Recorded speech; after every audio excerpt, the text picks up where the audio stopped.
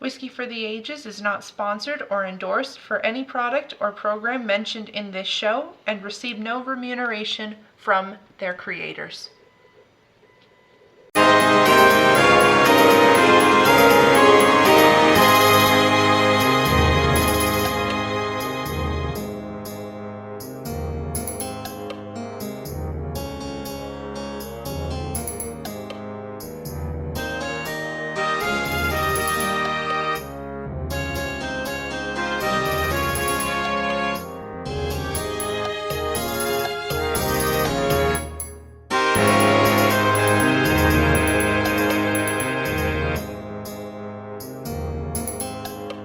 Hello everybody, a warm welcome back to our Whiskey for the Ages podcast subscribers.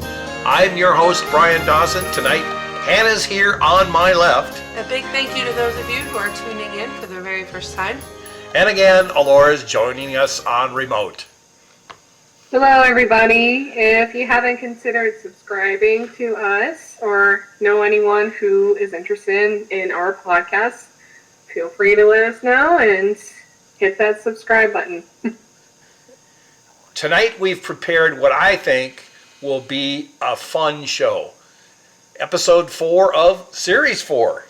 And like in our previous series, we're diving into another whiskey proof show.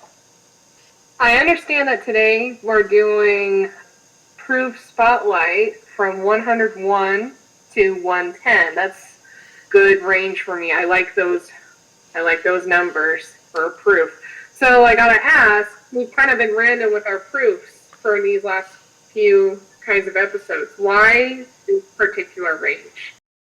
Well, that's the natural progression. We did 90 proof, we've done 100 proof, bottle and bond stuff, and then we kind of backfilled a little bit, 91 to 99 proof. And the 101 to the 110 proof, that gives us a really good range and an interesting quality in our product.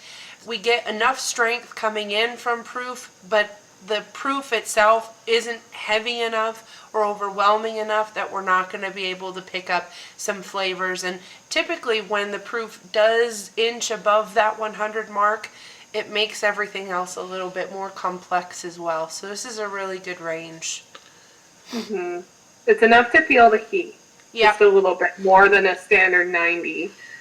That's right. It's a space where distillers can let their whiskey's natural character shine. Whether it's a high proof bourbon with maybe a spicy kick, a full-bodied Tennessee whiskey, or maybe even a rich and malty American single malt. I think there's no better way to begin than to pop the cork on a true classic. Our first pour tonight is none other than Wild Turkey 101. So everybody, so interesting because you don't really like Wild Turkey, do you? Well, I have a love-hate relationship with it. It's interesting. If I pour it for myself, not a fan. If somebody else pours it for me and I don't know what it is, I like it. That there's the stigma of Wild Turkey for you as a whole. It could be. It very well could be. That you have. And you know, we all have something like that. We all have a story like that where we say, I don't like products from that distiller, or I don't like products from that line. And then sometimes when we have those products unexpectedly, actually we do kind of like them. Yep, so everybody grab a glass, prepare a pour, and let's dive into what makes this iconic bourbon a staple. Obviously, Wild Turkey 101, it really needs no introduction, but I'm going to give one anyway. So Wild Turkey 101 Vital Stats. Its a category is a Kentucky straight bourbon whiskey made right in Kentucky here in the good old US of A. Distillery is Wild Turkey, Austin Nichols Distilling Company. Its mash bill, 75% corn, 13% rye, 12% malt barley, and it's put in new charred oak with a barrel char number 4. It's barrel entry proof. This one I find interesting at 115. It does not have an age statement, although it's supposed to be a blend of 5, 6, 7, and 8-year-old bourbons. Its ABV, 50.5. Obviously, 101 proof. And here in Idaho, here just a couple weeks ago, I picked the bottle up for $27.95. So I gotta ask, when I first got into the whole bourbon whiskey world, I heard the words Wild Turkey many, many, many times. And I often associated it with your standard intro bourbon or your intro whiskey. Is that true for Wild Turkey? Like, is that the standard introduction gateway? Well, I think it is for a lot of people. Yes, you're going to hear Jack Daniels. Mm-hmm. You're going to hear Maker's Mark. You're going to hear Wild Turkey. A lot of Wild Turkey is going to fall into that 80 proof range. Yeah. That's their introductory. This one we're having tonight at 101, this is the step up, if you will. But I still think that 101 is in that category of intro product. And I mean, it's a 101. Why else would they call it a 101? It's like a college course. That's a good point. That's a good point. I never thought of it that way before, but that's an interesting take. I do think that products like Jack Daniels and Wild Turkey especially, those are the intro products when you're getting into whiskey, but it isn't so much necessarily when you're drinking those neat. Wild Turkey and Jack Daniels are both whiskeys that are frequently used as mixers with soda, with Coke. Yeah, yeah. It's really, really common that Jack way. and Coke. Jack and Coke, and our mom, when she does partake in anything, it will be a Wild Turkey and Coke. That's been her drink of choice as long as I've known her. So let's just get into our feature here a little bit. As the bourbon craze grew over this past decade, so did the interest in higher proof whiskeys.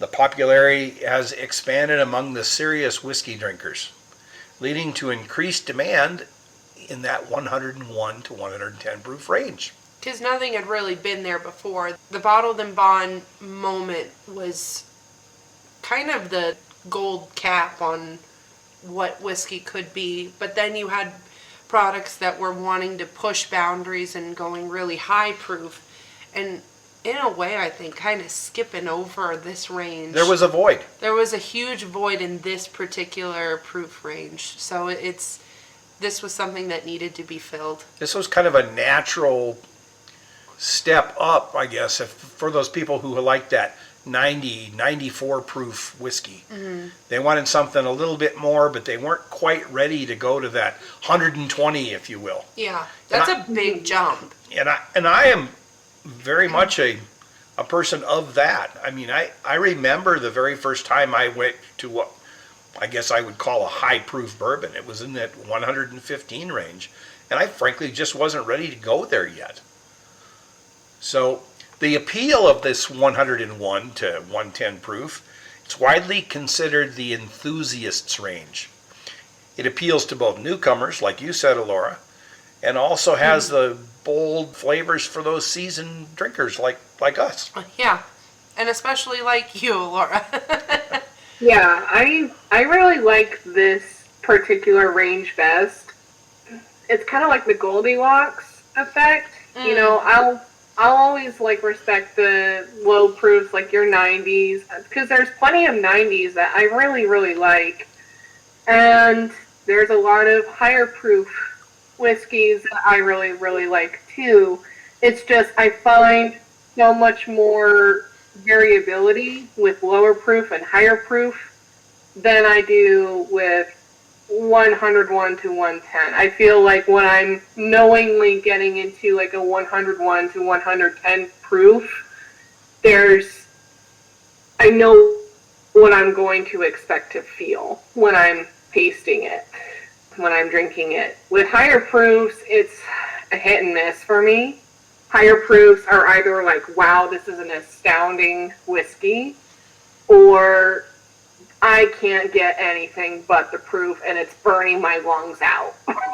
And that's fair. Sometimes, yeah, and then on the other end, there's some lower proofs where I'm like, I'm just not getting anything. Like, there's not enough complexity.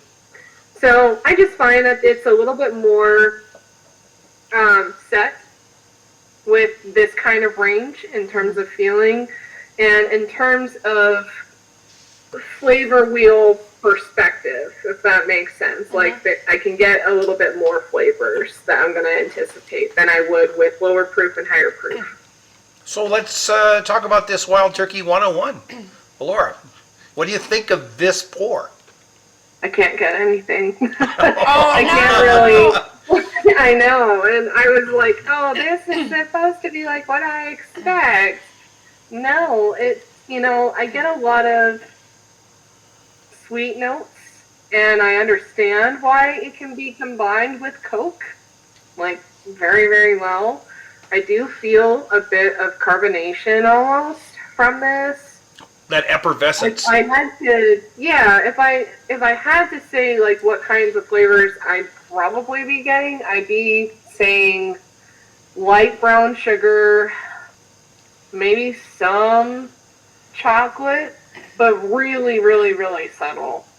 Honestly, I'm getting just a standard bourbon taste. Okay, a little caramel, a little vanilla. But it's white caramel, not dark. Yeah, I can see that. Hannah. I agree with all of that, especially on the effervescence. If you guys out there listening can't tell, I'm coming off of a cold. My voice still hasn't come all the way back from the grave yet. And I'll tell you, the whiskey has been a medicinal substance for the last week or so, especially on my throat. This particular one, I can taste that effervescence, like Elora was mentioning. There's a roughness here that I actually really enjoy right now, especially with my throat being a little still on the tender side, because it feels almost like a cleanser. Like if I don't mean to say this in a negative way, because I really do enjoy this, but it's like if a mouthwash had body. Okay. It feels really cleansing. There's still an oily element to it. I like the caramel notes. Elora mentioned brown sugar as well. That's there. Not too heavy on any oak, but that's okay. I'm enjoying it for what it is. It's a $28 bottle. Yeah. It meets what I'd want out of a $28 bottle. So the higher proof range does give you that viscosity and that mouthfeel. Yes. That effervescence, and that's part of this higher proof. Mm-hmm. What about you, Dad? Dad? I will say that this has like an aftertaste of like a peanut, almost like a chocolate covered peanut. But beyond that, again, I kind of lean more towards. Well, I will raise your chocolate. I certainly see your chocolate, but I'm not getting any nut note really for me. It's only in the aftertaste for me. I'm not getting it when I'm actually like drinking it. There's a creaminess there that's kind of reminiscent of like a nut ground down to a butter, but I don't think it's like peanut butter. It's something else. Well, that's interesting. Yeah. It is what I expect it to be. It's, like Hannah said, a $28 bottle and perfectly serviceable. Frankly, I look forward to having it just any given night. And you know, I think in this particular regard, as a 101 proof, really, frankly, whenever you hit 100 proof as a whole, that's when we're in the stores, you can expect to see price increases, those price hikes on this one. So having a 101 proof product at under $30, it's really a pretty good value product. It's a great value. It's really solid for what it is. I do have to say, I mean, you mentioned it before that it's mixed with sodas. That tells me it's really, really popular. Mm-hmm. So there's a consistent demand for it. So they don't have to necessarily increase the price as much because it's just being consistently bought. Yeah, you can buy this one in the really big bottles too. Absolutely. 101 is one of those whiskeys that you can get In the 1 liter size. in the 1 liter size, and you can get it in the half-gallon size too, the 1.75 Awesome. liter. That's really Also, common. water restaurants buy it too. Yeah. So they, like, if you look at the alcoholic menus of restaurants, oftentimes, like, I can't think of one restaurant that doesn't have this. Yeah, Or and doesn't have a wild turkey anything. most restaurants, when they're buying wild turkey, they aren't buying that 80 proof baseline from wild turkey. They're buying 101. That way That's they can their do go-to. mixes. Yeah, They do a lot of it's mixers. a great one for mixers. So it's, you know, popular across the board, restaurants and consumers. So now before I jump right back into the feature, I'm going to get our second pour introduced. This one is also 101 proof. It's Maker's Mark 101 Bourbon. This category is a wheated whiskey. It's out of Laredo, Kentucky. Distiller is Maker's Mark. Mash bill is 70% corn, 16% soft red winter wheat, and 14% malt barley. Its barrel char is unpublished, and the barrel proof here is 110. Which wasn't that far off from the barrel entry proof for the wild turkey one Right. either. So a lower, Yeah, that was 15. Yeah. Yep. Lower proof than most cask strength whiskeys, purposely kept lower to prevent the alcohol from overwhelming the taste in this case. The age here is believed to be somewhere between 5 and 7, although it's not published. Again, the 101 proof or 50.5 ABV. And here our price tag is about $10 higher than that wild turkey at $39.95. Now a little back history on this one. For those of you who remember, back in 2020, we had this thing called what? COVID? Whatever, something Oh about yeah, that. I think I history remember thing? that. So the standard Maker's Mark expression that everybody knows about, that interesting square-shaped bottom bottle, 90 proof. It's found everywhere, 90 proof. Prior to 2018, the 101 proof version had been produced in limited quantities, mostly for distillery guests and, of course, select partners. Then in 2018, Maker's Mark released the 101 internationally. Not here in the States, but internationally. They did it primarily in duty-free and travel retail markets for the global traveler. Then, of course, in late 2020, during the COVID pandemic, not much travel was going on. Right. So they had this glut of Maker's Mark 101 that wasn't being sold, and that's when it got released to the United States market. And I find it very interesting because all of a sudden there was this item on the shelf, and it's still on the shelf. The other day I had a pour of Maker's Mark cask strength. It had a screw top. The Maker's Mark 90 proof was a screw top. I popped the cork on this one. It's a cork top. I just find it interesting that they would do that. Anyway, Very interesting. so a little back history on this Maker's Mark 101. So, but back to our feature here, that 101 to 110 proof, the distiller's rationale for the proof in this range. It allows the master distillers to maintain that rich, full-bodied flavor without subjecting their patrons to the overwhelming heat that we talked about a little bit ago. Mm-hmm. Reducing the need for mass water dilution. They don't have to take their proof down to 90 from a very high point.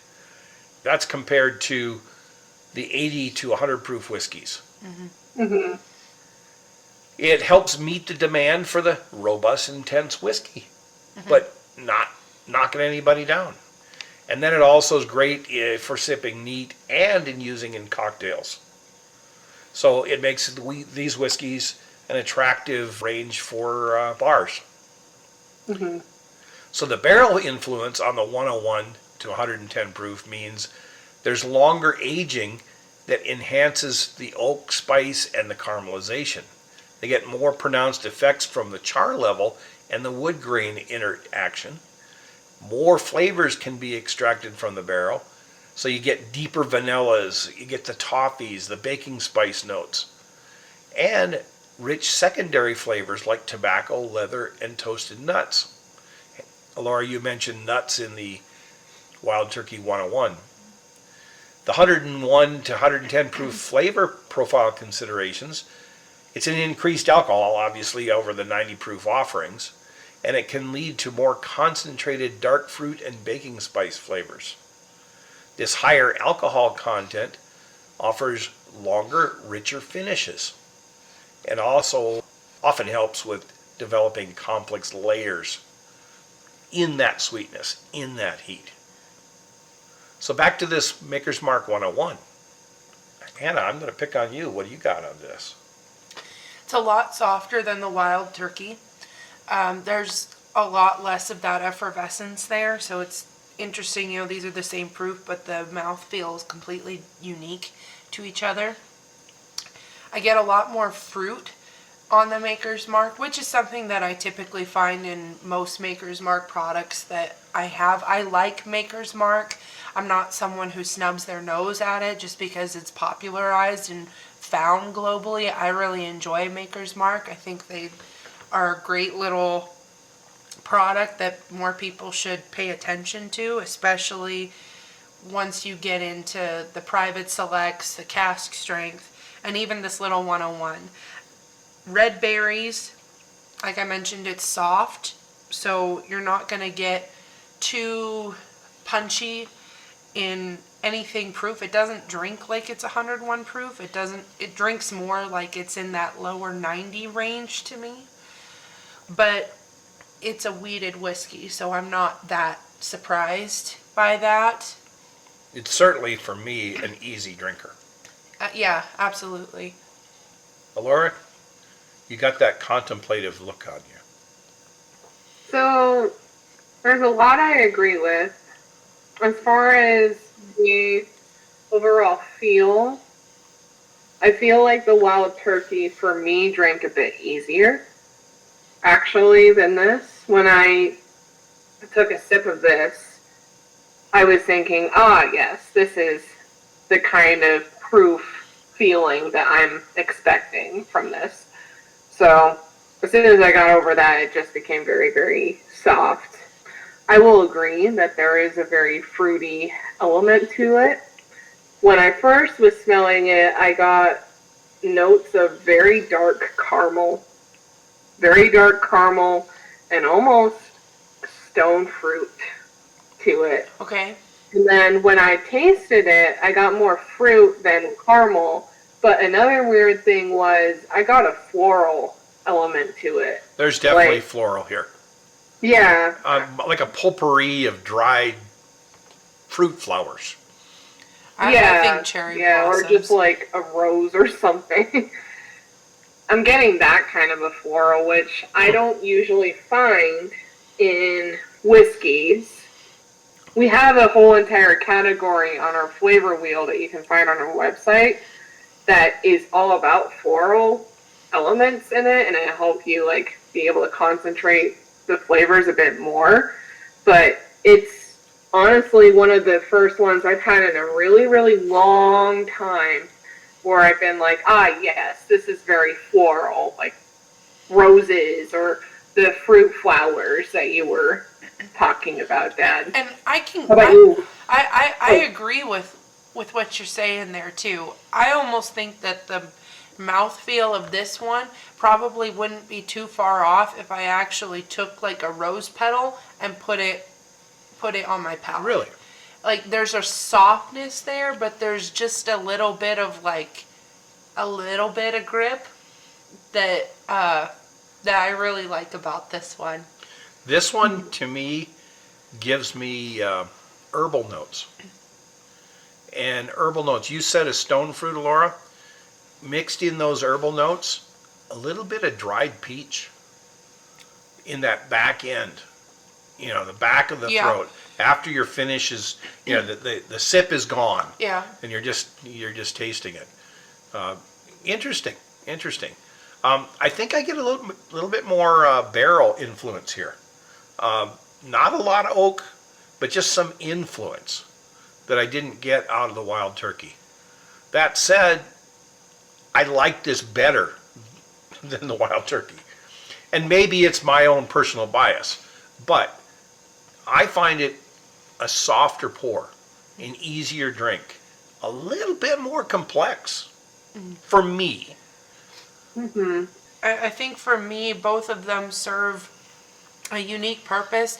Right now, since I'm still kind of clogged in the throat capacity, the Wild Turkey is calling my name a little bit more, but virtually any other day of the week, I'd probably grab this first. I like the complexity. It has a fruit flavor profile, which And you're a fruit which person. is my favorite go-to for whiskey. So even though today I'm a Wild Turkey girl, most of the time I'm gonna be Maker's Mark. So I'll stick with my Maker's Mark preference. What about you, Elora? Which one do you prefer between these two?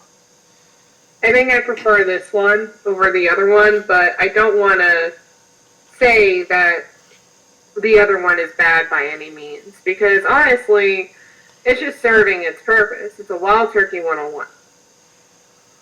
For a great deal, you're getting exactly what you're buying. Yeah, this one is $40, so it is a markup from that Wild It Turkey. is. I don't know if I would personally, I mean, I have to go by proof range with this now. If you've read a lot of my reviews, or just know how I've been talking about money and how much I'd be willing to spend on a whiskey, most of you would probably gander that I have a certain limit. And it's a pretty low limit compared to Dad and Hannah. This one, I probably would say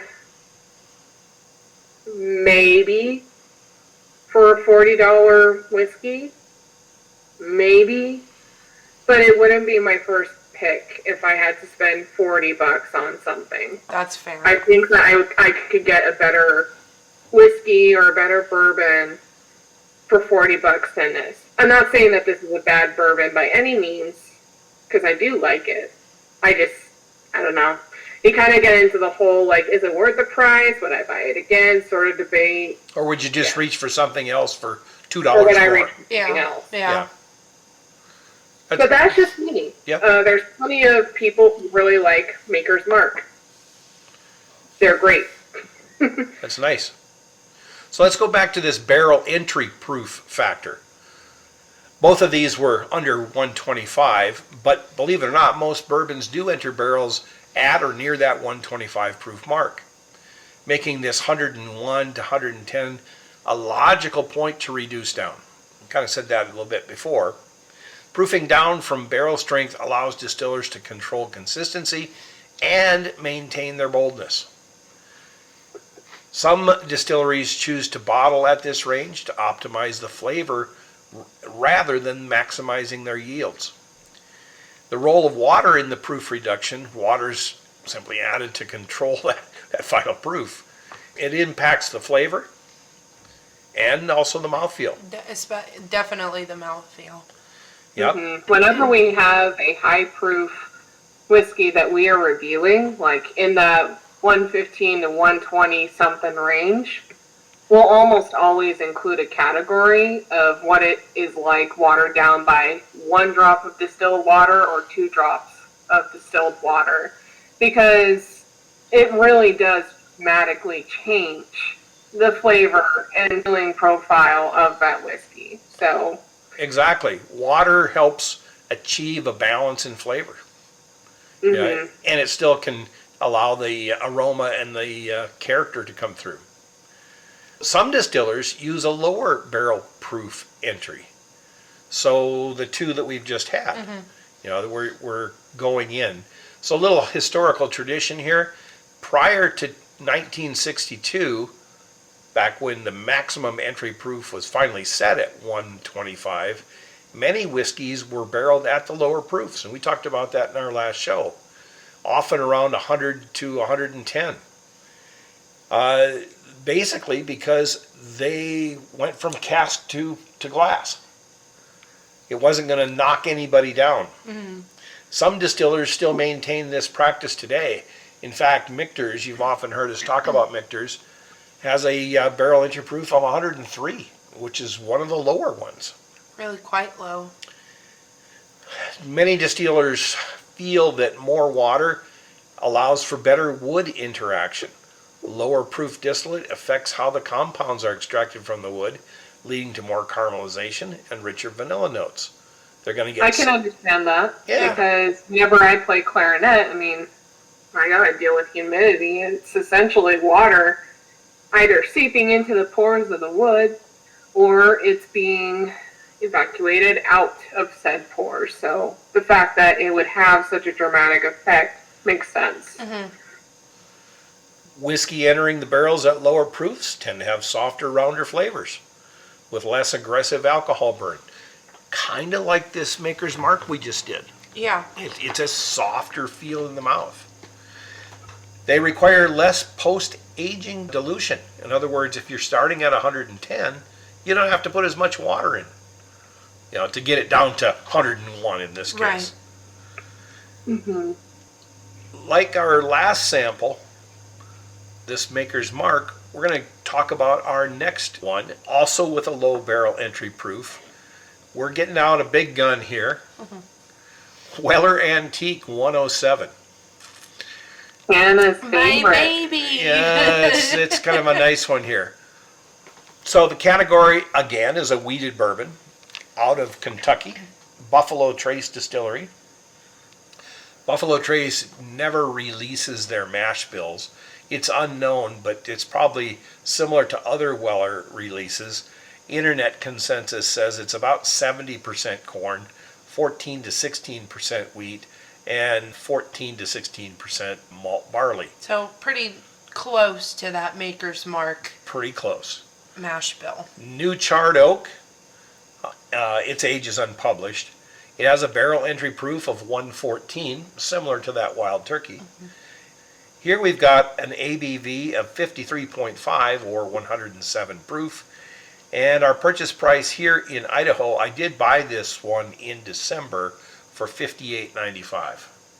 So it's kind of creeping up there. I remember when I could get this for 40 bucks. 40 bucks. 40 bucks. Or even less in some cases on sale. On sale! Well, those were the days. Now remember that Maker's Mark 101 goes into the barrel at 110. We're a little higher here at 114. So alcohol and water interact with wood differently during the aging. Higher entry proof extracts more vanillin and lignin, and which helps with the spice notes. But that higher alcohol proof tends to mask sweetness and creates maybe a little bit of unbalance. The higher entry proof can also result in a spicier, drier, and sometimes hotter finish. Lower barrel entry proof means that there's more water in the distillate. Water extracts different compounds from the wood, including sugars and tannins, which can contribute to the softer, rounder feel. Just like wine. Exactly. So some distillers claim that the lower entry proof can lead to better integration of flavors over time. So let's talk about how these compounds break down based on water soluble, alcohol soluble, and so on. Wow, we're getting chemistry. Yes. Getting in chemistry. So The water world they don't understand. water soluble compounds contribute to sweetness, a softer mouthfeel, and balance. They highlight caramelized sugars from the toasted wood. Hannah mentioned in our last episode in her organic chemistry section, toasted wood is cellulose. Yes. So we're caramelizing the wood.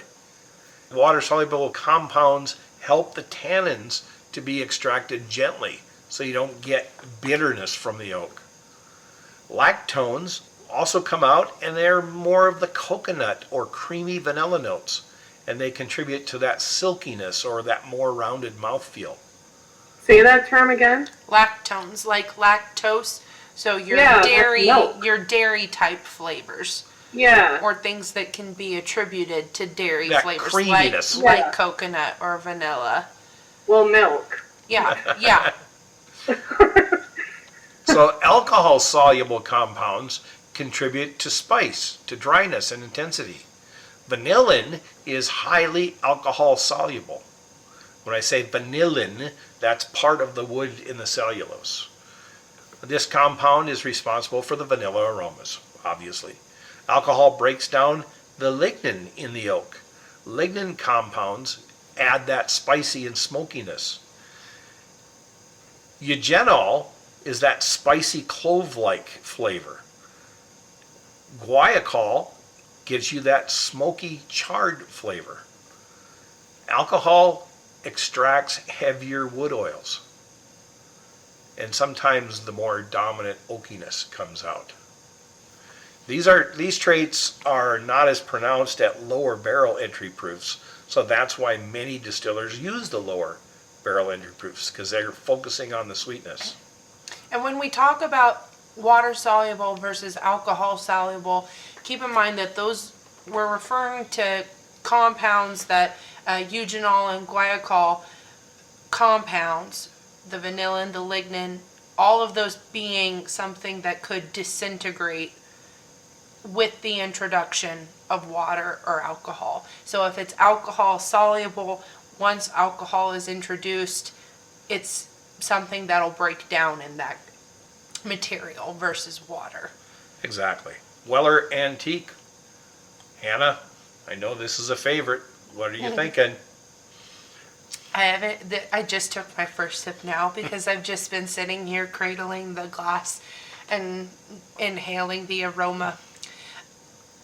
This is a product that we've talked about so many times on the show, and so many times I've referenced it as being my gateway into really understanding and appreciating whiskey for what it is. It's always going to be one of my all-time favorites ever. I love the fruit in this one. There's so much fruit here. It's a Buffalo Trace product, so I kind of expect that from it. That 107 proof really makes it very warm, very welcoming. To me, this just screams Christmas. It's really soft. Again, it's a wheated whiskey, so it's not going to have that high rye, which we've talked about in an earlier episode this season. Doesn't necessarily mean that it's spicy, but can definitely add a mouthfeel component of texture and freshness. So less of that here, more of that well-rounded vanilla fruit essence that we were just talking about before. Elora, what do you think? I really, really like this. I started sipping it quite a bit earlier than Hannah did. And, you know, I do get that sort of Christmassy element. And there is the Buffalo Trace funk that we've talked about several times throughout this podcast. The Buffalo Trace funk for me means it has a lot of cherries and a lot of sweeter fruits, not necessarily dark stone fruits, but very cherry elements like maraschino cherries, black cherries. I get a lot of that. I also get a bit of pine in this. And pine and cherries for this really marries quite well together, right? So that's why I do understand the whole Christmassy element to it. It's all around a very, very good bourbon. As far as proof goes, again, this is what I am anticipating when I'm drinking something in this proof range. I get a little bit of that heat, just a tiny bit of it. I do get a little bit of that carbonation going on, but then it just dissolves into a kind of sweet, soft texture. It's a pretty creamy bourbon to me after the effervescence takes a hold. It's kind of like I've compared drinking bourbon, drinking whiskey to fireworks quite a lot in my reviews and in my podcasts. Yeah, this is a firework. And what I mean by that is, it's like if you light a match and all of a sudden it starts like booming into an explosive sort of thing, but then it just becomes very, very pretty. We have a firework called the unicorn. It's like a fountain firework. I don't know if the other states have it. I'm sure that you have a bunch of fountain fireworks, but this is what I would call a fountain. It's, very pretty. It's a very, intriguing bourbon. It lasts a while. It's got a long finish. So, very happy with this. Long answer, but very happy with this. It's by far the most complex of the three. Yeah. Yeah. Very, very much so. It's my favorite of the three, without question. 107 proof. The softness here belies that proof. It's Yeah. really easy to drink. At the same hand, it's really warming in the throat. Yeah. It has so much more. And I want to say the word more with emphasis. It has so much more of everything than the other wheated bourbon that we had here, that Maker's Mark 101. To me, it's almost a little bit, and I mean a little bit, reminiscent of like a mulled wine. You got some cinnamony notes. There's the warmth of just the general drink itself being heated up. There's not too much on the citrusy note, but I kind of, in my mind, am correlating the citrusy element of a mulled wine to like the proof here in this. Everything just marries really well together. Everything's really soothing. Everything just makes me very happy. There's a sensation of ginger. Yes. Yeah. There. It's in the throat. And I love this one. I was ultimately the one that said, okay, if we're going to do a spotlight on this proof range, we need to have Weller Antique be one of the four that we have. And I remember when I said that, both Dad and Elora were like, are you sure? Like, that's your... You want to open up one of the Weller Antiques for this, and I was like, it's time. I talk about it enough, and I'll continue talking about it for forever, most likely. It needed to have a moment here, and I'm so happy to have it right now. There are just some of those whiskeys that really, really speak to us, and it's for varied reasons. Yeah. Like, Penny, you said that this was your gateway into what bourbon is really about. Yeah. Essentially, yeah. It's Larceny is like that for me too. I've got a lot of memories, a lot of positive memories for that. Yeah. For this one, I'd be happy to spend $60 on it. Yeah. Honestly, Yeah. I'd be. The fact that you got it for $40 at one point. Yeah. What a steal. Yeah. Yeah. And That's maybe a $40 thing that I'd be like, oh yeah, like, shut up and take my money. Yeah. I'll buy two. yeah. And the sad thing is, at $40, I'm not sure I appreciated it as much as it really was. And even at $60, I appreciate There's this. so many whiskeys that you could say that about now. Yes. Yeah. Now that we can't get them on the shelf Exactly. as often anymore, we go, oh, yeah, I really miss Those so-and-so. were the days. Back in my day. I'm going to preface a little bit here. I nerded out a little bit. Maybe a lot of bit. I'm not sure. First of all, lower barrel entry proof naturally leads to the 101 to 110 proof bottling. It's just easier. You don't have to put as much water in it. You know, whiskeys that go in at a higher proof at 125, may rise in proof, and often do, usually from 5 to 15 proof points. Mm-hmm. You know, you put it in 125 and you set it on the shelf for 7 years, it could come out 140 proof. to get your proof down to 107, just imagine how much water is needed after it's aged all this time. So here's where I nerded out.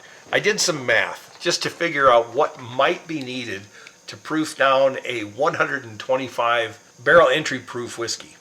So again, the distillate goes into the barrel at 125 proof. We've aged that barrel for 7 years. There's some angel share evaporation going on. Of course, it's going to vary depending on where it is in the rick house.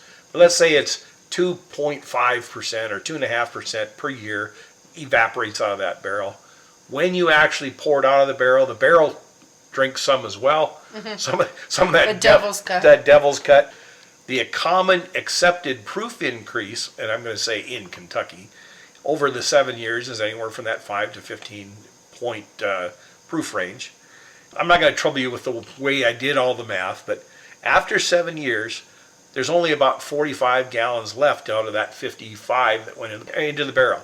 We lost 10 gallons. To the angels and the devil. Yeah.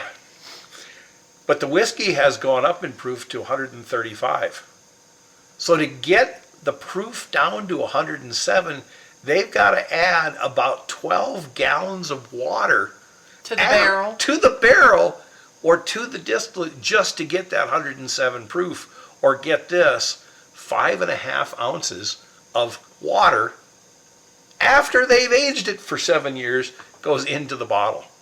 That's just crazy to me. At any rate, it's just crazy to me that much water would be needed. You think about it. Why not start with that much water to begin with and put it in the barrel at the lower entry proof? It would change the flavor so, that's what really happens what it here. would do. It would just really drown out the flavor. So, but not necessarily, because that's what's happened here. What we've done is we've put it in the barrel at 114, and we've only taken it down to 107. So it's just natural that many distillers in this proof range start with that lower barrel entry proof. The flavor integrity gets preserved. After the aging and the proofing down, they just don't need it. Or if they need it, they need very little of it. The water and the alcohol remains balanced. So those lignans and the other characteristics can do their thing in the barrel. And here's the neat thing. It can still be sold at cask strength. Which is what Maker's Mark does with its Maker's Mark cask strength, which sits typically at around 110, 113 proof. And maybe as high as 116, but not very often. Yeah. Not very often. So our aficionados, they get to taste the whiskey as it's supposed to be. And it's ideal for the drinkers who enjoy the higher proof, but need some level of proof control. Now, me. Yeah. Now, obviously, there's some challenges and trade-offs to the lower barrel entry proof. There's less yield per barrel. Okay. Because you're adding less water ultimately to it, so you're not going to get as many bottles because there's just less liquid. Yep. Longer aging time may be required. Some whiskeys with the lower entry proof require extra time in the barrel to get those flavors out of it. Obviously, if it takes longer, it's got higher costs. You're paying more taxes on it. Okay? And can often make the whiskeys with the lower barrel proofs a little bit more expensive. So let's get on to our fourth pour. How about a rye? We're getting into Hannah's wheelhouse here. We're going to do a Pikesville straight rye.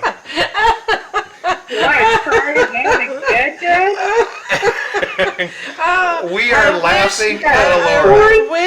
I wish everybody could have seen Elora's face just then. She took a deep inhale of that rye and pulled back.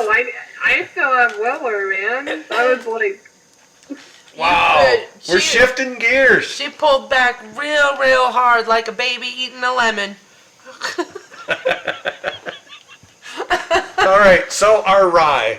We've got Pikesville straight rye whiskey. Obviously straight rye, made in Louisville, Kentucky, out of Heaven Hill. Their distillery here is Bernheim. It is a relatively low rye whiskey. When I say relatively low rye, it meets the rye standard. 51% rye, 39% corn, 10% malt barley. Has a relatively low barrel char. Well, I say low, it's 3. It goes into the barrel at 125. It's aged for 6 years. This is our only one we've got an age statement on. ABV is 55%, 110 proof. It's an ongoing release, and of the bunch, it peaks. It's our price point at $59.95, and frankly, It's basically the same price as the Weller Antique. Exactly. Yeah. However, that being said, that's MSRP. I guarantee if you look at the secondary market, this one would not be as expensive as Weller 107. Correct. And that's a good point, Hannah. The Weller 107 is going to be the unicorn that everyone will chase first out of the 4 that we have here tonight. Absolutely. Said it was a unicorn firework. Yep, there you go. Yep. So back to our story here. 101 to 110 proof is the middle ground between cask strength and standard bottlings. It allows distillers to offer a near cask strength experience without requiring consumers to handle the extreme alcohol levels. The proof is a natural sweet spot. It's not too diluted, not overwhelmingly high, and it still offers that deep mouthfeel, just like we've been talking about, and the bodies are maintained.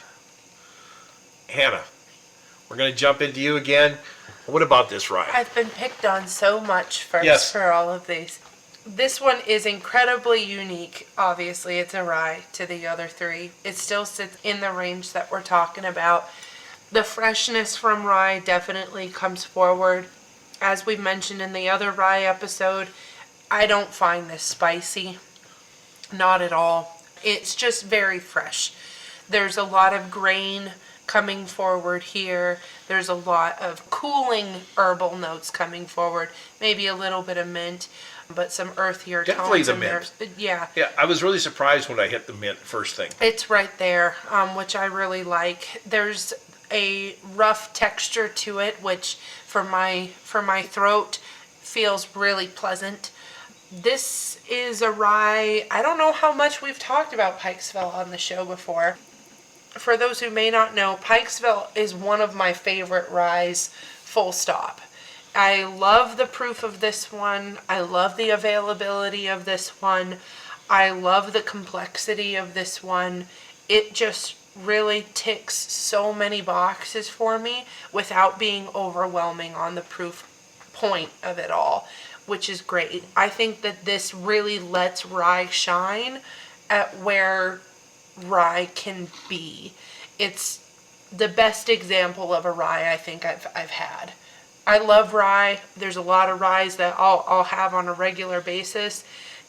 Whenever Pikesville is available, I'm going to want to reach for that one if I'm feeling in the mood for a rye. I love this stuff. Elora, what about you? Really like it. You know, I had to.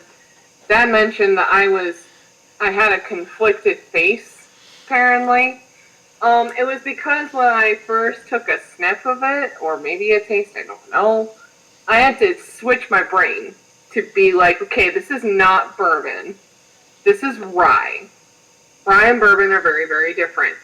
As soon as I switched my brain to rye function, I really, really liked it. In fact, I was able to compare it to the rye bread that I made for the last podcast episode that we did. And Hannah, you mentioned mint. Get a bit of that freshness of mint. Mm-hmm. However, mint was not the first thing that came to mind. It was fennel seeds for me. The earthy herbal that I was talking about. Yep. Mm-hmm. Definitely earthy fennel herbal. Seeds are very, very fresh. They're very fresh. Another thing that came to mind was bay leaf for some reason. Okay. Bay leaf is really, really earthy. This is a very earthy rye compared to a lot of other ryes that we had. I think even in the last podcast episode where we did my bread spotlight, I don't think that rye was as rye bread as this one is, if that makes sense. Because in here, I'm able to get all of the flavors that I put in to a rye bread. I get my fennel seeds, I get my caraway seeds. I don't know if I really get molasses, but I put molasses in my rye bread. I get a It's caramel. just a very... There's a little bit of caramel here, but to me it's more molasses. Kind of a light molasses, but it's more molasses. Yeah. Yeah, I mean, this one I feel would marry much better than the rye that we had with my rye bread, the last podcast one that I led. I can't remember what that rye whiskey was, but Well, we had this several one was just, when we did the is rye spicy. Yeah. And the only reason why Yeah. and the only reason why we didn't include Pikesville when we were doing that episode was primarily because we were trying to find ryes that were both available and really accessible. All of them were sitting at a really similar price point, so none of those were going to break the bank. Remember, Pikesville here is sitting at $60 MSRP. Yeah. So it's the biggest ask as far as MSRP goes right now for the ones that we have here, and it wouldn't have fit in right as a comparable rye to the others that we were tasting when we were having your bread. It wouldn't have been fair to all of those other ones. I think for this one, you know, Hannah's the rye drinker of the family. But that being said, as far as the rye whiskey goes, I could be persuaded into buying this for $60. To have a rye on the shelf, yeah. Because it is a decent, like I was saying, I was able to find all the flavors that I put into my rye bread. Yeah, it's and complex. if you guys know anything about my reviews or anything about what I've been saying in these podcasts, one of the biggest things that I look for is how many flavors, how many aromas can I get out of a whiskey? I mean, if I'm able to be looking at the flavor wheel and be like, oh, I get that, I get that, I get that, I get that, I get that, then that obviously makes the value of it for me even higher because it's a scavenger hunt that I enjoy partaking in. This one is very much a scavenger hunt of flavors that I'm able to find and be like, oh my gosh, I can find this, I can find this, I can find this, and it's all easily attainable to me. So I'd be happy paying $60. So in short, I like this. What about you, Dad? You're the most non-rye person out of all of us. And it's interesting because I'm going to put my neck out and say this Pikesville straight rye is as complex as the Weller 107. That's a really big thing for you to say. For me to say that, that's really high praise. That's really high praise. I'm teetering on saying I'm putting these on the same playing field. That's really impressive to You know, I'm not sure which one's going to win. It would be unfair for me to say that today and forevermore one is better than the other. Right, because we're talking two different categories entirely, rye versus bourbon. This is my favorite rye. It's like apples and oranges. Yeah, this is my favorite rye. Weller's going to be in my top 5 favorite bourbons for forever, and probably my top 5 favorite whiskeys for forever. So I don't know if I can even really compare, though, between Pikesville and Weller Antique. For sure, I can agree that the Weller Antique and the Pikesville Rye are my favorite out of this bunch. Out of this group of 4. Yeah. Yes. 100%. Everybody's going to poo-poo on what I'm going to say here, but I'm okay with that. Every time I have the Weller Antique, I always look at my review and I say, I rated that too low. When I did the Weller Antique way back when, and when I put it in my review, and you guys can look at the reviews on our website, I think I gave this originally an 88. The Weller Antique. make no mistake, it's better than that. Way better than that. I just looked at my Pikesville. What do you guess I rated Did it? you give it an 88? I gave it an 88. That's crazy to me. You know, and that's why I say on any given day, on any given playing field, these two stand up to each other, one back to back to the other. They do, but they're they're like two sides of the same coin, which is so I'm not ridiculous. sure it's the same coin, but they are two sides. They are two sides. It's really interesting. One thing I don't know if the you guys out there listening have caught on here. We were trying to be a little clever with our choices here tonight, not just showing this range of proof, but all four of these guys are from different distilleries. They're all telling a very different story from very different backgrounds. We had Wild Turkey, which is one of the biggest distilleries internationally. Like, they have a presence everywhere. We got Maker's Mark, Buffalo. Everybody knows Maker's Mark. Everybody knows the red dip.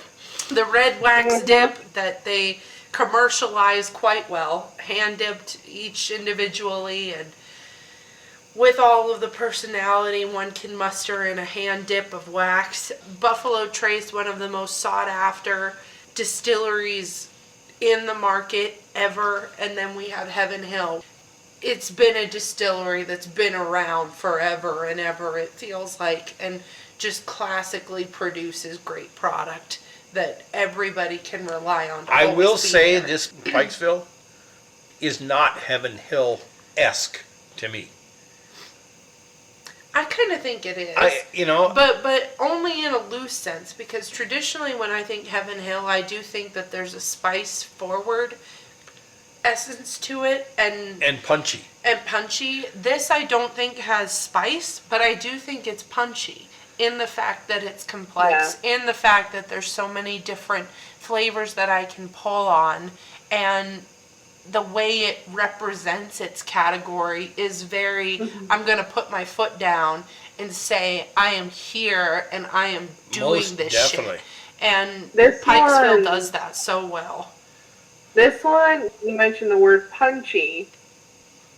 Whiskeys are often compared to being hot, like fiery hot. This one is a different kind of punchy in that it's punchy in the earthy sense to it. It's not punchy in the fiery sense of it. Yeah. Because It's this herbal. one, like I say, I'm just able to pinpoint so many flavors that I put in intentionally into a rye bread. I'd be so excited into tasting this rye whiskey with my rye bread. I would be very, very curious as to how much I really, really liked it. So, punchiness is all relative. It depends on what element that you're thinking of. Is it a fiery punchy? Is it an earthy punchy? Yeah. Is it a watered down punchy? I don't know. And with Heaven Hill products, whatever they put out, I feel like Heaven Hill, yes, they have that spice forward funk, but maybe even more so, and maybe it's only just occurring to me now, but Heaven Hill, whatever they put out, they're putting out there with this is representing this category to the best of its ability. Absolutely. And this Pikesville meets that challenge and says, I am here as the best of the rye category. I am here as a rye. I am here to fulfill that category to the best. I'm thoroughly happy with it. Yeah. And I would say this, maybe to round out this sensation we're all getting from the Pikesville. Of the group of four, this one has the most viscous mouthfeel. I would agree. In the glass, the long, clingy sheets of liquid to the inside of the glass are there. I don't get that in the bourbons. In the bourbons, I don't get it in the Maker's Mark. I don't get it in the Wild Turkey, and frankly, I'm not getting it in the Weller. In the Weller. Now I got to say the Weller, it's got a disadvantage. We're drinking it out of a wet glass here in our glasses. So you can't see through them quite as well as a crystal clear glass of a Glencairn. I am getting it in the Glencairn, but wow, I'm totally impressed. this group that we put together, great match. So here's my final thoughts on this future of the 101 to 110 proof whiskey. More and more brands are entering this proof range. And it's mostly to meet this consumer demand for the bold flavors, but still be able to handle the proof and still get those flavors. It's a fun range. This range, I think, has maybe the most personality of all of the ranges That we've done so far. If you can give them that kind of humanity almost. I think the 101 to 110s, they have personality, they have character, they have spunk, and they're just out here living their best life. I love that for them. Watch for single I would barrels. absolutely agree, because I don't know how it is really for my generation. I don't hear my generation really going for bourbons or whiskeys yet. But as far as I'm concerned, it's just a comfortable range for me. I don't feel overwhelmed by the heat of it. I don't feel underwhelmed by the lack of flavor of it. This range has so much to offer. It is very versatile. And overall, there's just so many different elements that we could potentially find in this. So overall, I'm very satisfied with the proof. I wouldn't change my opinions on how I view this proof range at all. I'm still incredibly satisfied and very satisfied with these samples. So yeah. Here's a challenge for everybody out there. Watch for and look for single barrel, limited edition, and experimental releases in this range. You know, Hannah mentioned Maker's Mark. Maker's Mark does a lot of private selects or iterations off their 46. Yeah, they're Maker's 46. The director's cuts, if you will, or the state picks or the store picks. A lot of those are going to fall in this range. They're barrel proofs. Yeah. 109 proof is a barrel proof. And those are always so good. I don't know how many iterations of private selects we have had over the years. Way more than we've reviewed. We have had them since before they were given their fun characterish names. Yes. Like we were having them when they were like batch 1, batch 2. Nowadays you get Summer Sipper or the Wise Woman or creme brulee or something really fun and unique, which I'm so here for. I love that they're doing that because all of these little babies to me do have stories, and I love that they all get their little moment in the sun, just like a Booker's batch gets its name in the sun with a different naming style each time. And don't forget Baker's. Baker's is a shelf product. It's a single barrel released at 107 proof. And that's a Jim Beam one. So we didn't have any Jim Beam distillery products here tonight. That would be a great one to reach for. When you see those Bookers that are on the shelf, they come in that lovely wooden case, and they're really intimidating because they're all like 125 proof plus. Baker's 107 is right there to be like, I'm going to introduce you to this world of complexity, of proof, without blowing your brains out just yet. And Give I'm it a Jim try. Beam, and I got Jim Beam Funk. And I got Jim Beam Funk. I am here. Give me a shot to show you what I got and show what the proof has got. That was one that we were really considering having among this bunch, but it didn't quite make the cut. Not because we don't love it. We do love it. It just didn't make the cut this time. But definitely give that one a try. Don't poo-poo on it. All the time I see that one languishing around in a store and kind of collecting dust, which is so sad because it's an impressive little bottle in its own right, with its own story to tell, its own personality that deserves a moment in the sun. I will say it's got a stupid stopper. It's gotten better though. It's just this weird, big grabby thing. I like it. Better than that glass thing though. Yeah. I like that the glass thing is a pain in the ass, and we all know it. I like the baker's stopper. To me, it looks kind of industrial-esque, and it's another way that it has some personality to it. So watch for aging techniques, finishing barrels, innovative proofing methods. They're all refining this category. And we get to be the delightful guinea pigs. And lastly, many craft distillers are focusing on this 101 to 110 proof range. We talk about craft distilleries. Next year, next 18 months is going to be a tough row for them. Support these guys. Reach for them. Yeah, support the little guys anytime you can. Not just when they come out of Kentucky, but if you find any that are on your local shelves. I mean, over here in our liquor stores, we have shelves that are dedicated to distillers that are in our neck of the woods, in our Pacific Northwest category. Find them when you can. Love them when you can.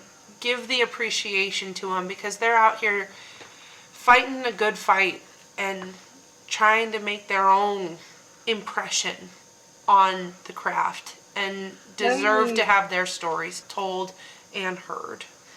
Many years ago, I had a friend and we were talking about bourbon, and she had only had Kentucky bourbon, and she made the comment of bourbon over there has only been really tempered in that environment. Kentucky has a very different environment compared to Idaho or where I go to school. It's very, very different. So please consider those different whiskeys and the elements that they were grown up in, because we live in a very mountainous, very, very dry AF element here. Whereas So Kentucky's highly humid. Yeah. Yeah, very, very humid. So please give those some loving, because there's so many different things out there. And if you get one you don't like, okay, you didn't like it. Don't stop trying the new ones. And maybe you don't have to go for the big bottles. You could just get a mini if you don't want to try big. Yeah, exactly. And you know, we're doing this spotlight on proof. As many of our longtime listeners may know, the spotlight on proof is usually the episode that precedes the spotlight on distillery. Maybe the distillery episode here is going to be a little local. Give a little love. We'll figure it out.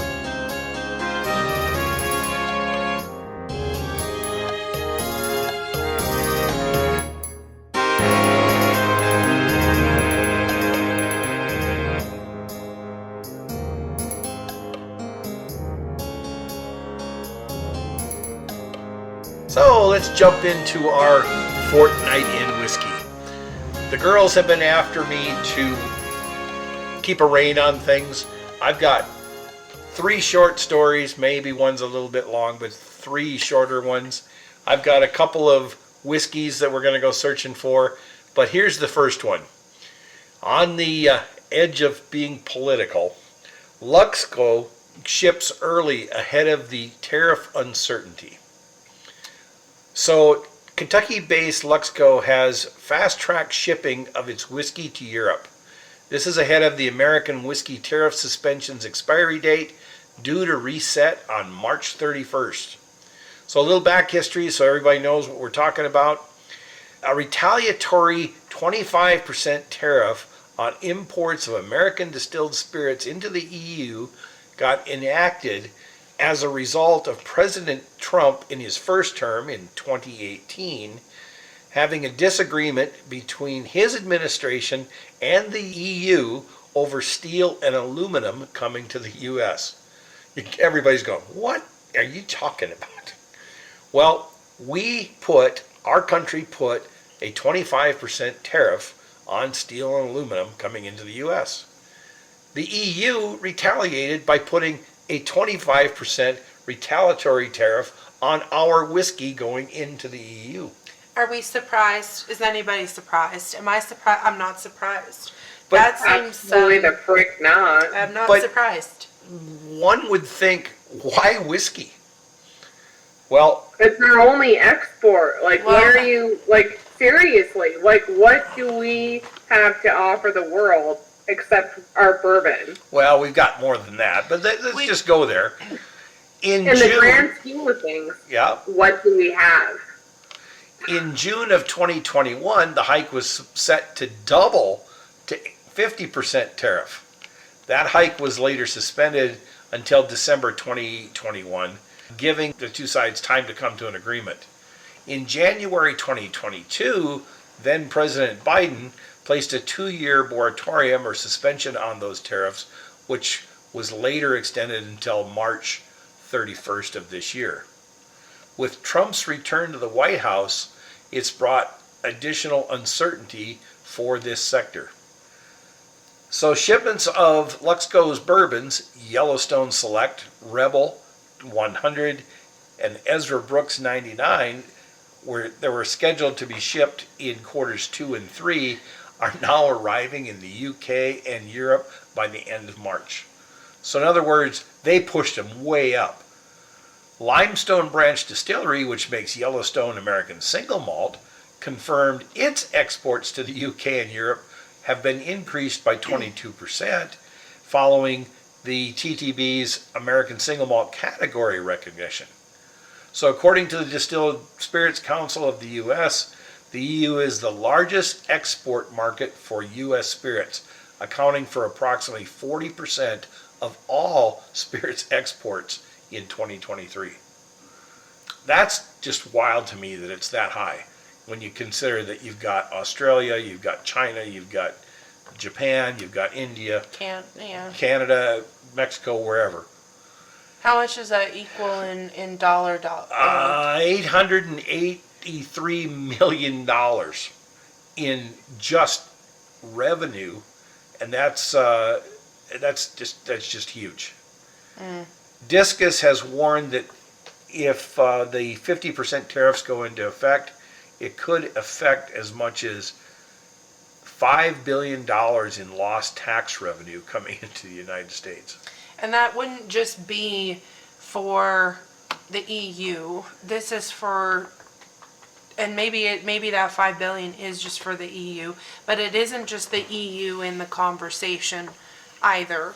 We're not just exporting whiskey to the EU. It goes to Canada, it goes to Mexico, it goes to all of the Asian countries. It's in, it's worldwide. It's everywhere.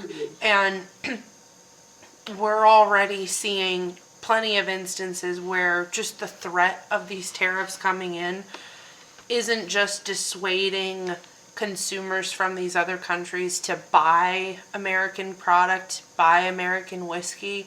It's causing them to go back to their own made in their country label and buy from them. And we're being cut out of the conversation now on that front as well. So just something to consider, especially in light of some of the other Fortnight in Whiskey news stories that we've visited recently with the number of job cuts and reduction in production and factory and location in some of the distilleries that are here in the United States, even in the homeland of bourbon in Kentucky.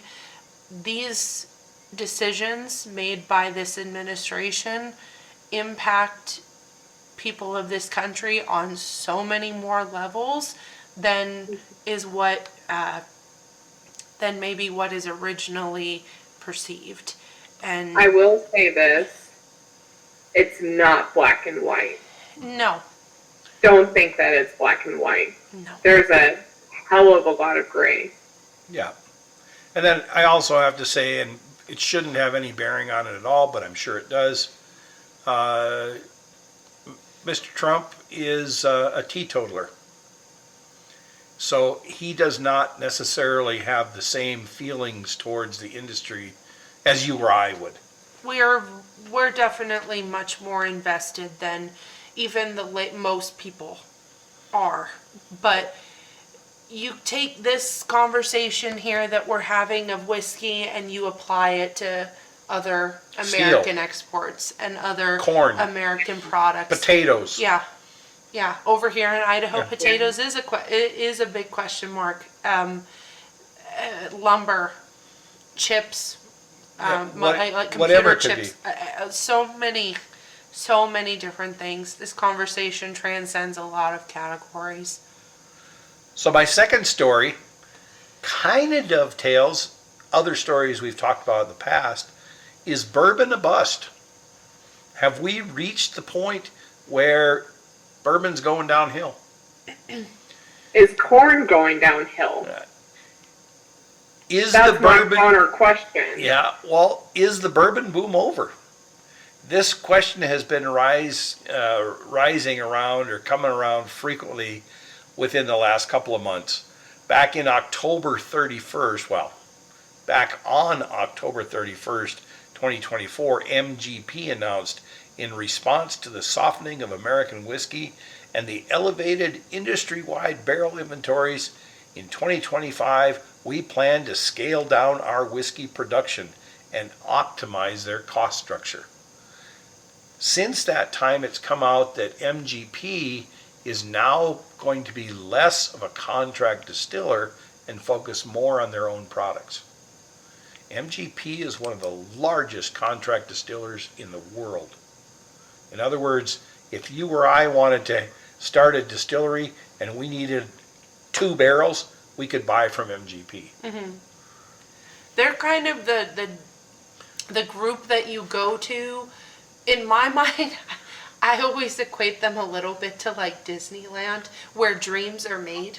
because I mean that quite genuinely, because if you are a brand new distiller, whether you're just distilling in your own state or for a small population, or you're wanting to become a craft distiller to go around a particular region, you're knocking on MGP's door, and they will help you. They are there to get you up off the ground and push you along to where you need to be. High West is such a huge example of that particular phenomenon. And there's other companies out there doing it as well. Whiskey House in Kentucky just opened last year. They're a contract distiller. They don't do anything other than contract distilling. I mentioned earlier in this episode, I don't know how my generation is really perceiving bourbon. I can't help but think I'm somewhat in the minority of my generation who really, really loves and appreciates bourbon. But that's only been because I've been given the chance to. At the end of the day, in order to make some kind of alcohol, you need to go through an anaerobic respiration process with the fruit or with the vegetable, and that's corn. And corn, at least for bourbon, corn is such a prevalent crop for America. It's damaging AF to the soil. It hurts the soil by a long shot, but we're never going to stop growing it. So what do we do with the excess corn? Well, we make alcohol out of it. Well, so not only alcohol to drink, they're putting it in our gasoline.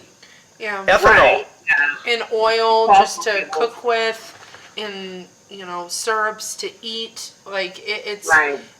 everywhere. Yeah. It's such a prevalent crop to American culture. Yeah.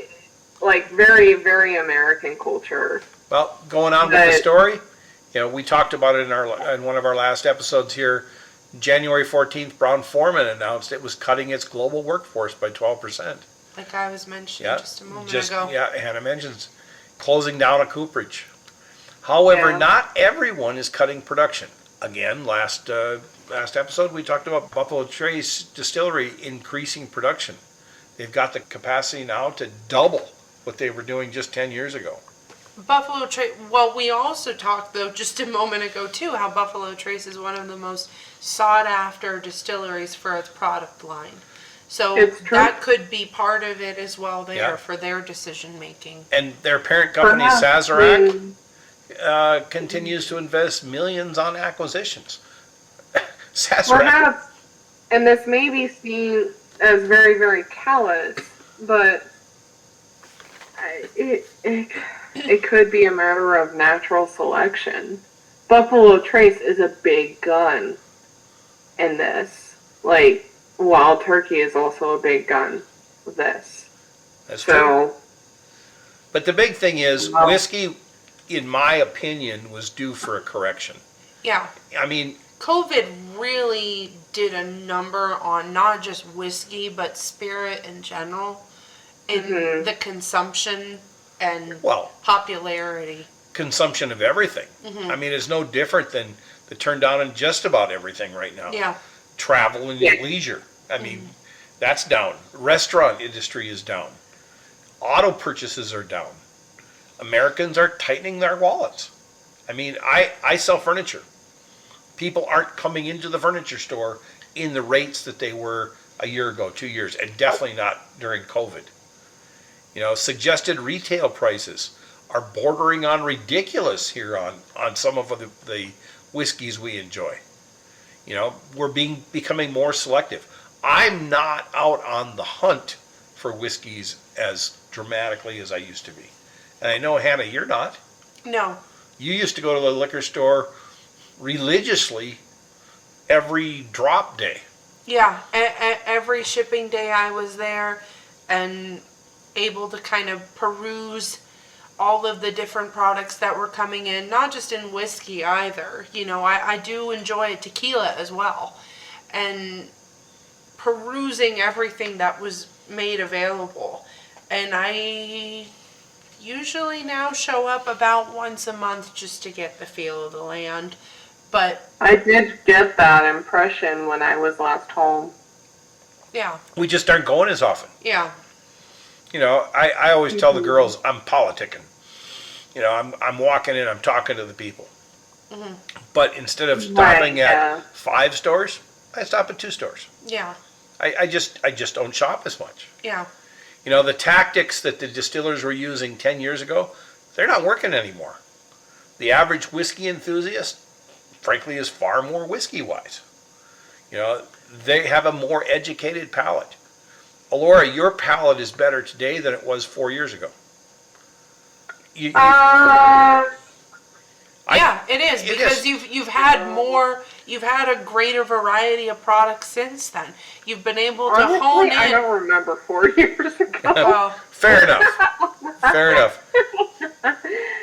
But even said, the average drinker of the mid-2000s, they've learned that they want that 101 to 110 proof whiskey now. I just remembered. The people born in 2004 and 2005 are now drinking age. Yeah. Oh no. Oh no. Distillers that are putting a $300 price tag on a sourced 7 to 8 year old whiskey, it's just not smart anymore. Yeah. You know, below average brown water in a crystal decanter doesn't sell as well as it did a year ago. I mentioned it way before in this episode about supply and demand. Like, there is such a steady demand for Wild Turkey. Yeah. If you're going to sell an obscure whiskey for $300, ask yourself, is that actually going to sell? And who is it going to sell to? You can buy, because I can't guarantee it's my generation, that's for sure. You can buy 10 to 12 bottles of Wild Turkey. Well, I mean, it's why products like Wild Turkey, like Jack Daniels, like your standard Jim Beam, your Old Crow, why all of those guys are just always going to be staples wherever you go. People are buying them all the time. It's not something that maybe they're going for complexity or for the enjoyment factor necessarily, but there are those names that have cemented their place in the industry, and they don't have to worry like some of these other big names do when they're trying to buff up something that may be brand new to their line. In other words, we bourbon enthusiasts, we're pretty much over gimmicks. Yeah, we know what a gimmick looks like. Yeah, I mean, how many times have you mentioned secondary market and us expressing our disdain over it. Yep. It'll be really interesting to watch that secondary market and how I anticipate it's going to contract a bit over time. How the prices people are willing to pay for some of those things, they're going to come down. If the secondary market drops, then could that correlate to the first market dropping in price? Absolutely. I mean, look at my generation. How many times have you seen me say, like, I sure as hell wouldn't pay $60 for this? And $60 perhaps to someone like Hannah or someone like Dad would pay. Like, yeah, $60 is affordable. Not to my generation. I don't know. If we're paying $60 for something, I don't know if it would be something that we would see show up in the MSRP with a change, at least not immediately. I think that would be something that there'd have to be a long downturn. There'd have to be a big glut. Yeah. There'd have to be a big glut on the market before prices would come down. And not just a glut, but a lack of people buying in the numbers that they used to. And I don't... I'm not fluent in those numbers as at the moment. I'm not fluent in those numbers right now. I'm certainly not either, but you'd have to see a prolonged time period of a glut and a downturn of customers in stores for things like that. I don't think bourbon is going to lose its allure, but I think enthusiasts are going to be more selective. Mm-hmm. We're going to start aiming at higher allocations. We had one of our final episodes where we reviewed a Heaven Hill 17-year-old product. I'm not opposed to looking for another one of those. Me neither. That was a great product. It was expensive, $250 bucks or whatever. I'm not opposed to looking for that. I would rather look for that and skip the $80 to $200 or $80 to $150 item. It's just I'm going to set my sights on higher and harder to find things. It'll be interesting. There's going to be a lot of changes coming down, and it'll just be interesting to watch everything fall the way that it. The way. Bottom line, bourbon is bigger than itself as a spirit. It's just not going to fade away. Bourbon is unlike any other distilled spirit. I don't know of any rum clubs, but I do know of many, many Facebook groups, clubs, and whatever that focus on bourbon because of the camaraderie it's made. Yeah. It'll be interesting. To like compare my generation and Hannah's generation to see where it will end up being, because my eyes were open really, really early on about bourbon and about whiskey in general, but I would hope that my generation will take the chance in looking into it further to keep the legacy going, because it is such a legacy. I mean, how many times have you guys heard us telling you that bourbon is such a story, that whiskey is such a story? And there is a story. So it will be interesting to see where that story takes us in the future. And I think that if anything, I think millennials, at least like my generation, I do believe we've taken up the bourbon challenge. But what I think may happen, what we may see, is there being a decrease in, I don't want to say popularity, but in overall recognition of your big products coming out of Kentucky. I think that millennials are probably going to aim their attention towards craft distilleries, especially distilleries in their local area. I think those distilleries for millennials are going to become hot spots. And one distillery that I'm thinking of in particular, and we've talked about it a couple times, is 45th Parallel. Oh, yeah. Coming out of Oh, Wisconsin. yeah.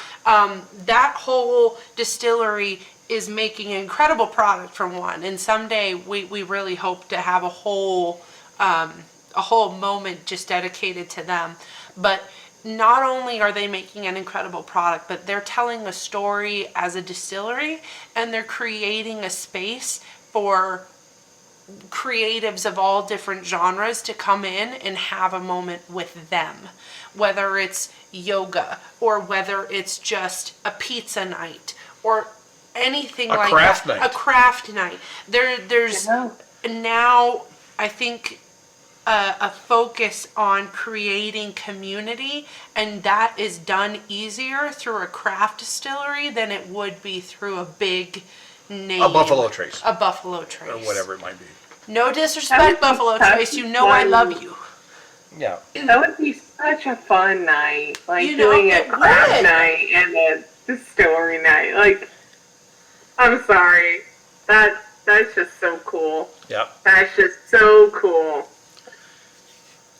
So my third story, Oregon makes history with its first tribal distillery. I'm here for it already. I don't Okay. know anything about this, but the title alone, I'm here for it. Yep. Heritage Distilling Company and the Coquille Indian Tribe of Oregon have announced Oregon's first tribally owned and operated distillery. The Coquille, Fantastic. yes, the Coquille Indian Tribe have lived in Oregon's southwest corner for millennia. Human activity has been traced back as far as 14,000 years. Made in America. In Damn straight. In 1989, the U.S. Congress restored 10,000 acres of ancestral homeland to the tribal members. Heritage Distillery, founded in Washington by Justin and Jennifer Stifel back in 2011, makes whiskey, vodka, rum, and gin. In 2019, Heritage helped overturn a 188-year-old federal law banning anyone, including Native American tribes, from distilling spirits on tribal lands. So it gives tribal communities the opportunity to have a seat at the table. Absolutely. Wonderful. Hell yes. The Stifels Hell have yeah. created a tribal beverage network, the TBN, in partnership with Native American tribes to distribute heritage distillery brands and tasting rooms across all tribal-owned casinos. This is fantastic. The collaboration it accelerates so much. distribution of heritage products, win for them, and the TBN members benefit from wholesale and retail margins and tax capture. In addition to tribal members of the TBN, they're able to generate funds supporting social and economic initiatives and increase employment opportunities. Win, win, win, win. Yes. I mean, it's just amazing. The Yes. groundbreaking news. So happy. I'm so happy. The groundbreaking news: after more than 2 years of planning, a distillery will open on tribal land in Oregon, where both heritage and Coquille branded spirits will be produced and bottled. Products will be sold in Coos Bay, Oregon, at the Mill Casino Hotel and at local bars, retail outlets, and restaurants. And the project is going to be completed with a tasting room later this year, 2025. On a sidebar not related to this article whatsoever, there is also a tribal distillery in northern Wisconsin. I wish I could remember the name of it. I can't, but if you guys know about it, let me know and support it. Yes. Absolutely Yes, support it. Everybody deserves a seat at the Please. table, and for people who are wanting to show creativity in this field and get their name and foot in this industry, I'm so happy that the opportunity's been being given for them to do so, and they're getting to realize this moment for themselves Yep. now. Yeah. That's Great awesome. feel good. That Great is feel a good good So story. amazing. Oh my gosh. I'm astounded. I'm so Can you I'm imagine so this? happy. Can you imagine that distillery's stories that they're going to tell? It's You know, like whiskey is an goodness. American story. It's an American It story. belongs there. But I'm Such so a cultural. It's such a amazing spotlight. yeah. It's such a new thing. For centuries and centuries and centuries, it's been us putting a stopper on showcasing or just saying that these cultures are so relevant to us. This is them now having a voice. Yeah. Absolutely. Please yeah. give them a voice. Oh my goodness. This is Please, so cool. for the love of God, I can't- give them a voice. I want to see I'm these so products. fucking done. I want to see these products. I want to taste these products. I want to read the labels on these products. I know they're going to be fantastic stories already. The histories, I want to know it all. As the anthropologist in me is like, yes, we get another presence, another world coming in Yeah. to this massive industry. You Which know, is great. it's just This is such a cool thing because, you know, like I'm going to school out of state and this isn't something that Idaho does that I've seen. But it is something that every Oregon single does. game- Like Oregon doing this, I'm not surprised. Yeah, but every single game, like a basketball game, a football game, or even just a showing of a movie at a theater, we acknowledge over here where I'm going to school, we acknowledge that our city is within a whole bunch of Native American tribes sort of reservation. so We cool. acknowledge that this is a part of their culture. So to have this Native American culture be able to have this moment, please, for the love of God, yes, give it to them. Yeah. I am so Please. glad that you guys I mean, it makes me are so excited about emotional. this. Yeah, it's really great, and I hope that other communities that want to also participate, because obviously you don't want to force participation. Right. No, But like no, for other no. communities that do want to participate, I hope that with each distillery like this being opened up, it gives them more of an opportunity to say, you know what, that's an avenue that I want to explore and create Please in as educate well. us. Yeah. Yep. Please educate us. Yeah. Seriously. Yes. Take the Yes. time to tell us about who you are. Because bourbon is such a story. Whiskey is such a story. Tell us your It's story. part of What do you America. want to hear? Yes. Yes. Okay, so new bottles. Move on here. I'm glad you guys like that story. It's a good story. New I bottles. loved it. I loved it so New- much.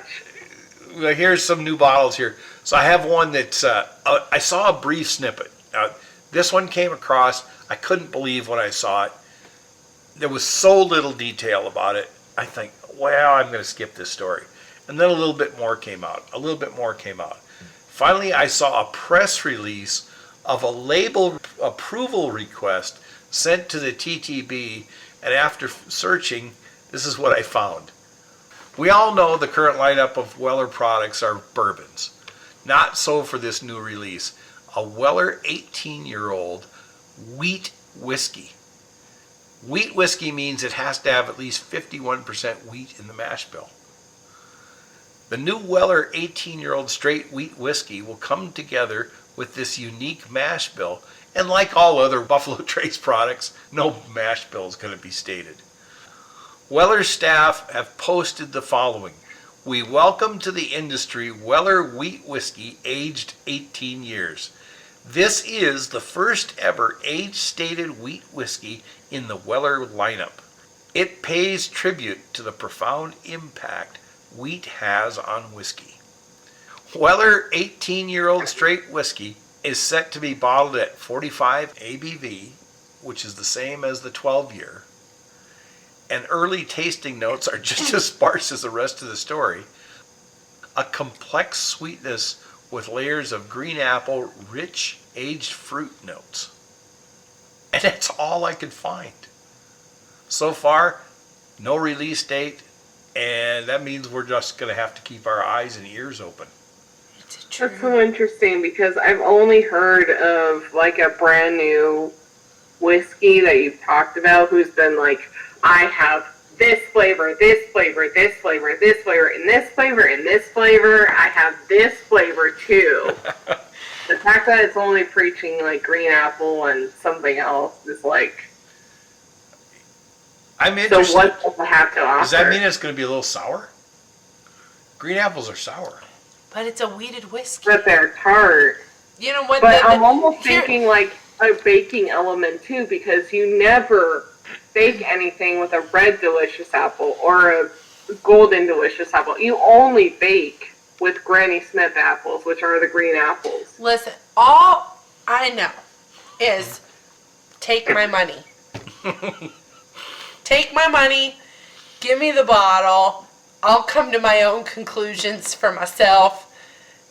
I don't care. I'll just take my money. We've had the full. I need this in my life. I don't know anything else about it, but I know enough to know that I need this in my life. Take my money. We've had the full Weller lineup, save one. The CYP No, BP. I've had that one too. I haven't. So I've had the special. I've had the Weller Antique, the Weller 12, The single barrel. the single barrel, The full proof. I've had all the colors of the rainbow. Let's just say that. And we were at a restaurant. I had the William LaRue Weller. We have Which- a bottle of that, but it hasn't been opened. No, that one is. Please wait until I get home. Well, that bottle is kind of a special to me bottle. I have mixed emotions about it. Opening, it's gonna have to take a very special person. When you do, wait for me. Like, Of course. don't wait until Of like course. I'm We've had it for in years school. You already. can't have it. Years. Yeah, that's one of those bottles that if I don't drink it, they're gonna have to pour it on my grave. We'll drink it. And how am I gonna know, right? You can stand at the gravesite and have some with me. Yeah. Okay? My last story here. Barrel Craft Spirits iterates on Foundation Bourbon. Oh, I love Barrel. Okay? You know, they've got a rye that I just, What was it? Seagrass. the seagrass, The Barrel seagrass rye. seagrass, it just makes me happy. We've had several barrels. It just, I have a barrel. Yeah. I have Does a it bottle make you of Barrel happier than the seagrass. Pikesville? Does it make you No, happier than Pikesville's the always going to be my favorite, but Barrel seagrass, it has a special finish to it, I believe, Yeah. with a port finish, I yeah. think. I don't know. But that one, it's so hard to come by. But when I do see it, I'm so there for it. So I love let's that talk one. about this a little bit. The Louisville-based blending and finishing house Barrel Craft Spirits, founded in 2013 on the premise of offering premium whiskey at higher price points, typically $90 or more. But post-pandemic shifts in consumer spending show more drinkers are looking for more affordable product, more value, if you will. Oh my gosh, like me. Barrel is committed to adapting to these shifts, creating a new expression of its foundation bourbon. That one has an orange label, if Yeah. memory serves. I've never Yeah. had it, but I've never seen it in the wild. Yeah. But I'd definitely grab it if I did see it. So Foundation Bourbon was launched back in October 2023, and it was the first non-cask strength release in the brand's 12-year history. For the new release, Barrel Craft Spirits has placed its entry-level Foundation Bourbon into new oak for a secondary maturation period. In other words, it's a finished product. So I went to their website and I found that their blend components, some of it is 8-year-old Kentucky bourbon, 5, 6, and 9-year-old Indiana bourbon, Presumably MGP. probably, some Tennessee whiskey that is 8 years old, and some Maryland whiskey that is 5 and 6 years old. I can't think of any Maryland distillers, but that doesn't really matter. That could be in the style that they do it. Maryland had a style Yeah, it could be. of production. I think it was particular to rye, though, not bourbon. So the derived mash bill, 73% corn, 23% rye, and 4% malt barley. It's released at 100 proof.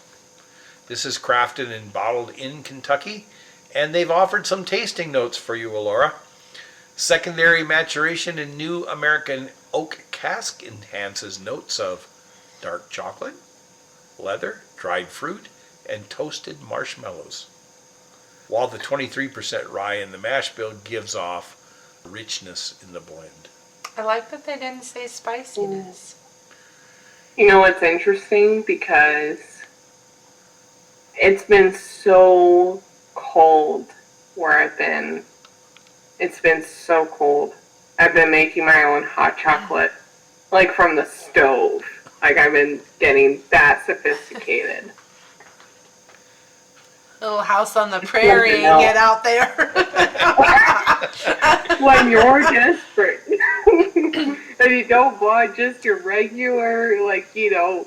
I mean, I love the hot cocoa mix that I have. Don't get me wrong.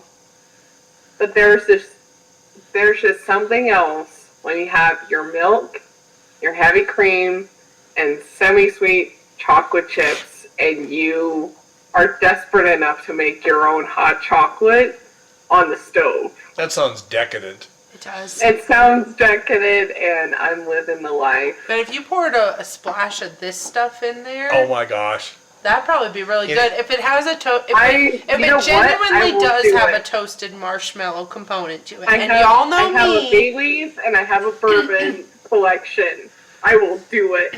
I mean, but y'all know me. When distillers say it tastes like such and such, such and such, I kind of raise my eyebrow a little bit and squint. But if it truly does have a toasted marshmallow component to that, putting that in a hot chocolate would be next level It'd be luxury. gilding the lily. That's Yeah. a hard flavor to come by. Yeah. I don't think many people understand that. Or how many times have we mentioned as a group that we find chocolate even in a whiskey, like in any of our reviews? We may mention it once or twice. Like, it's all different. Like, we don't know if we're getting dark chocolate. We don't know if we're getting milk chocolate. Toasted marshmallow. Have you only really seen me mention it? Yeah. I don't Because know I've if been I doesn't mentioned come it. across very often. Yeah. Mentioning it. It's, Because frankly, marshmallow itself doesn't have much of a flavor. It's more that it's just imparting sweetness. toasted marshmallows are on the verge of burnt sugar. That's really Right, and yeah. we're sooner to So call how do that you know, caramel. like, what to differentiate it by, unless you want to make it like a s'more-tini. I don't know, like, seriously. All right, so this bottle is going to be priced at about $55. What a great, I'll buy it. what a great deal! if we see it, let's go look for it. Let's find it. Let's try it. Laura's like, I've never had it. I don't know what I'm getting into, but I'm buying it myself. Let me go out there and find it in the wild for y'all. Out of all the things that you said, Dad, everything has been like $250, $200. I'm like, oh, okay, I can't have that. But the fact that you say something's worth $50, I'm willing to spend that $50 on it, okay? That's it for the news. As always, to learn more about these offerings and a bunch of other news stories, go to the Whiskey for the Ages episode archive page on our website, and there you're going to find links to all our episodes, as well as these news stories and news stories from all the other shows as well. That's the episode. This was a good one. I tried to keep it tight. I tried to keep it under control, and you guys made the news long this time. That's fair. That's not on me. That's not on you. I'll accept that. But no, those were really good stories. They were all really important to talk about, and I think that they're going to be long-standing stories, not just in our show, but things that we're all going to probably be hearing and seeing about. But let's talk a little bit more about what we have coming for you guys in the season. We're practically at the halfway point. Well, this next episode, episode 5, will be episode halfway. That's crazy. That's really That's crazy. really, really crazy. Because So, I just remember, like doing 2 episodes in my Christmas break. And then this is the 2nd episode of my, Final semester. back to school. So it's weird. Yep. So I think our next one's going to be a review. it is going to be a review. It's not going to. It's not going to I be love a. those. It's not going to be a bourbon review, though. We're going to keep it under wraps what that review is going to be, but we are going to have a mid-season review. Like I mentioned a little bit earlier, whenever we do our proof spotlights, we like to kind of have a distillery spotlight going around there. That'll be led by yours truly. Hopefully by then y'all all actually have a voice, and you'll be able to understand me better. That'll be the goal. I'll work on that. I'll work on that for you. We're going to have another episode on whiskey history, which is something that we like to have in all of our episodes. There might be another episode, though, beyond the distillery spotlight, where you might get yours truly behind the helm. We'll see how that goes. I'm doing all the heavy lifting. I like it when you guys do things. It'll be real fun. It'll be real fun. He always does this. Like whenever we hit like an age mile mark, he's been like, "Oh, well, that's one less thing I have to do." Yeah.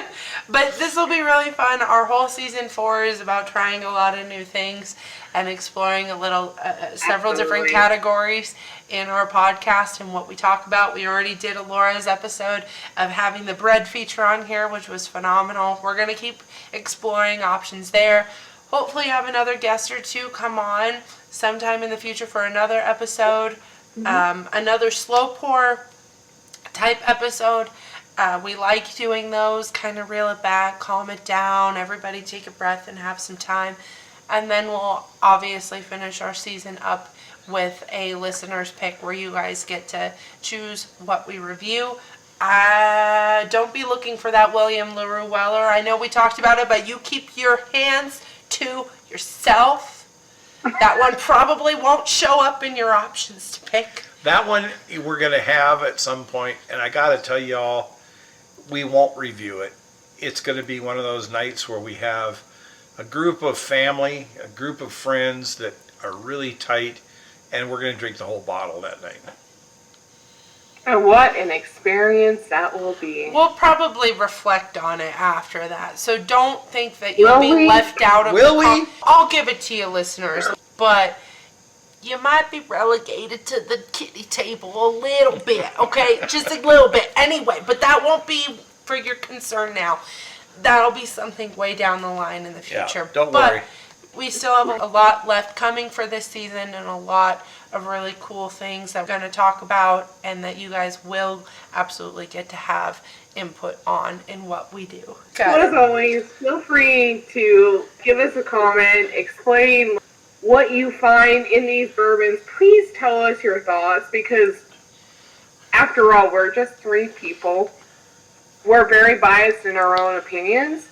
So maybe our flavor palettes just aren't yours. Please tell us what other flavors, what other feelings you have when drinking these bourbons. And feel free to explore other whiskeys in this 101 to 110 proof range. Yeah, we let us know. to hear your thoughts. Please feel free to subscribe to us. If you know anyone who is also interested in whiskeys but doesn't know where to start, give us a reference. And as always, we end our podcast with the ringing of the Gloom Cairn. As always, cheers, everybody. Cheers. Good night, everybody.